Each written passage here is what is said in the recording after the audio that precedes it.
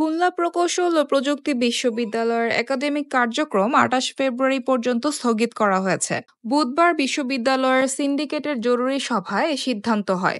এছাড়া শিক্ষার্থীদের পক্ষ থেকে করা উপাচার্যের পদত্যাগের দাবিটি সিন্ডিকেট সভায় নাকচ হয়েছে। বিশ্ববিদ্যালয়ের ভাইস চ্যান্সেলর অধ্যাপক ডক্টর মুহাম্মদ মাসুদ এ তথ্য নিশ্চিত করেছেন। তিনি বলেন, সিন্ডিকেট সভায় ছাত্রদের সব দাবি নিয়েই আলোচনা হয়। সভায় ছাত্রদের সব দাবি মেনে নেওয়া হলেও ভিসিসহ কয়েকজনের পদত্যাগের দাবিটি নাকচ হয়। তিনি আরও বলেন, সভায় ক্যাম্পাসে সব ধরনের রাজনৈতিক কর্মকাণ্ডের বিরুদ্ধে কঠোরতার সিদ্ধান্ত নেওয়া হয়েছে। রাজনীতির সঙ্গে সম্পৃক্ত হলে তাকে বহিষ্কার চাকরিচ্যুত করার সিদ্ধান্ত নেওয়া হয়েছে। সিন্ডিকেট সভায় গত 18 ফেব্রুয়ারি হামলায় জড়িতদের বহিষ্কার, বহিরাগতের বিরুদ্ধে মামলা, আহতদের চিকিৎসা খরচসহ শিক্ষার্থীদের নিরাপত্তা দেওয়ার সিদ্ধান্ত নেওয়া হয়েছে। হামলায় প্রকৃত জড়িতদের শনাক্তে 4 সদস্যের কমিটি গঠন করা হয়েছে বলেও জানান ভাইস চ্যান্সেলর অধ্যাপক ডক্টর মুহাম্মদ মাসুদ।